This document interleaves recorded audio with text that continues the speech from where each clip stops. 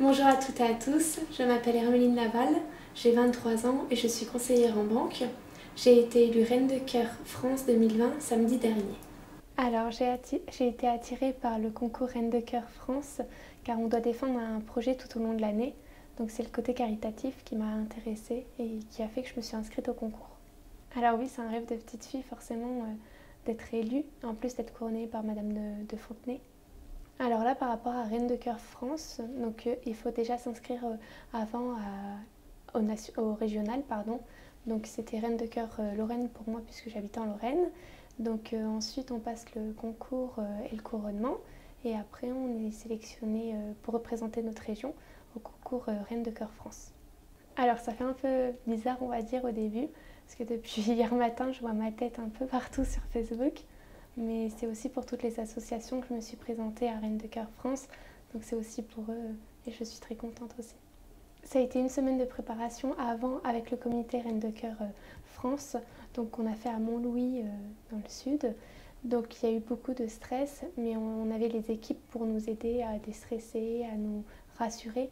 Donc finalement il n'y a pas eu tellement de stress. Et avant la semaine de préparation, tout au long de l'année on fait nos projets. Donc il n'y a pas ce stress qui s'est installé dès le début en fait. Alors oui, pour moi surtout parce que je suis timide, donc aller auprès des autres ça a été un peu compliqué, difficile pour moi, mais plus le temps avance et mieux c'est pour moi aussi, donc ça va. Alors le rôle d'une reine de cœur, tout simplement c'est tout ce qui est caritatif, mais aussi tous les projets qu'on doit avoir au long de l'année, puisque moi c'était les troupes du 10 par exemple, tout au long de l'année j'ai défendu les associations à ce sujet. Donc il ne faut pas hésiter et aller avec le cœur, comme on dit finalement, puisque c'est les associations, c'est aussi pour eux qu'on le fait, donc il n'y a pas de doute à avoir. Quand on est Reine de Cœur Lorraine, on défend nos projets, donc nos associations. Donc pour moi, ça a été DMF, Dyspraxique mais Fantastique, une association qui vient en aide aux enfants, mais aux parents aussi, dont ils sont atteints des troubles du 10 ou dyslexiques, dysorthographiques ou dyspraxiques, et La Voix des livres qui permet d'enregistrer des livres audio pour des enfants et des personnes en situation de handicap qui par la suite seront faits écouter à ces personnes.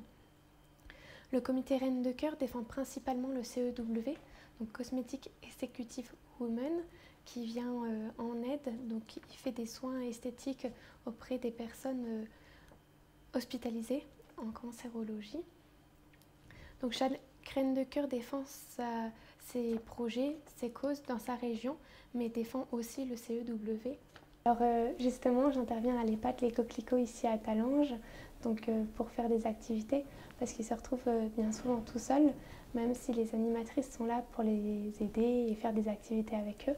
Je viens en soutien à l'animatrice pour tout ce qui est manucure ou activités. On a pu faire plusieurs défilés ensemble et faire défiler des résidentes également. Donc c'est une chance énorme pour moi que l'EHPAD Les Coquelicots m'ait suivi dès le début et on continuera de toute façon en 2020.